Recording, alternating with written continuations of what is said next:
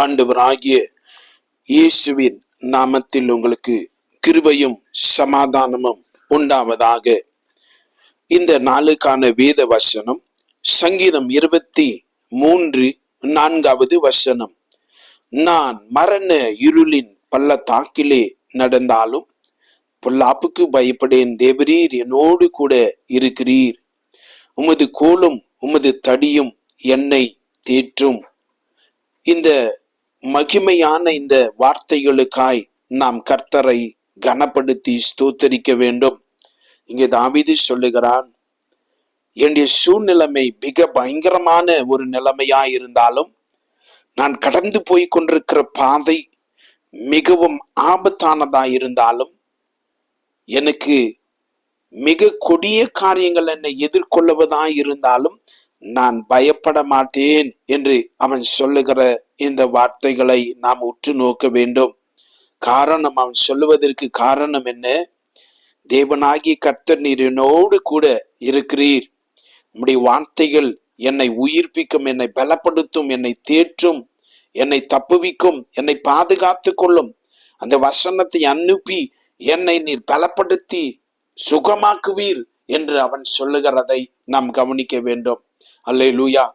என்னை கண்பான தேவனுடைய பிள்ளைகளை, நீங்களும் இன்றைக்கு அபிதமாய் நீங்கள் எண்ணிக்கொண்டிருக்கிறீர்களா? உங்க வாழ்க்கையில, என்னுடைய வழிகளிலே, என்னுடைய வாழ்க்கை நிலைமை அபிதமான ஒரு இக்கட்டுக்குள்ளே நான் கடந்து போய் கொண்டிருக்கிறேன். எனக்கு ஏதாவது நேர்ந்து விடுமா? என்னுடைய சூழ்நிலை மிகவும் மோசமானதாய் இருக்கிறது. நான் என்ன பார்த்ததை விட எனக்கு நான் விரும்பாதவைகளே எனக்கு நடக்கிறது என்று நீங்கள் சொல்லுகிறீர்களா? தாவீதை போன்று அச்சத்தை விட்டு நான் தேவன் என்னோடு கூட இருக்கிறபடினாலே நான் பயப்பட தேவையில்லை என்று சொல்லி உறுதியான ஒரு மனநிலைமைக்குள்ளே தேவன் இந்த நாளிலே உங்களை நடத்துவாராக.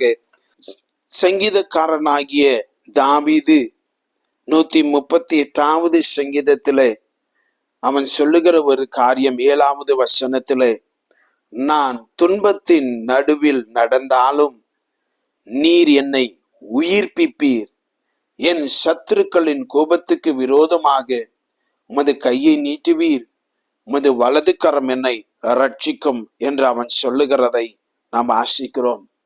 இன்றைக்கும் எனக்கு அன்பான தேவனுடைய பிள்ளைகளே, நீங்களுடைய துன்பத்தின் நடுவிலே கடந்து போய் கொண்டிருக்கிறீர்களா?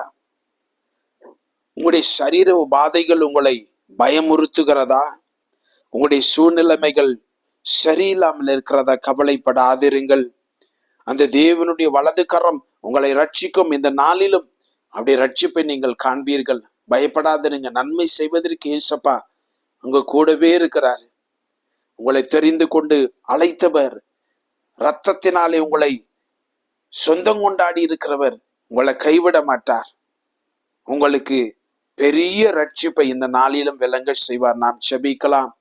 மகா பரிசுத்தமான தகப்பனை, எங்களை எல்லா இக்கட்டத்திலிருந்தும் விலக்கி ரட்சிக்க வல்ல தேவனே, உமக்கு நாங்கள் நன்றி சொல்லுகிறோம். இயேசு கிறிஸ்துவின் வெளியேற பெற்ற ரத்தம் எங்களுக்கு மீட்பையும் ஜெயத்தையும் கொண்டு வந்ததே. இந்த நாளிலும் உடைய பிள்ளைகளுடைய வழிகளையும், இவர்கள் துன்பத்தின் வழியிலே நடந்தாலும் மரணம் எங்களுக்கு சமீபமாய் இருக்கிறது போன்று எண்ணினாலும், எங்களுடைய சூழ்நிலை மிகவும் மோசமாய் இருக்கிறது என்று சொன்னாலும், உமது வலது கரம் இந்த நாளில் இவர்களை ரட்சிக்கிறதுக்காய் ஸ்தோத்திரம். சூழ்நிலைமைகள் மாறுகிறது.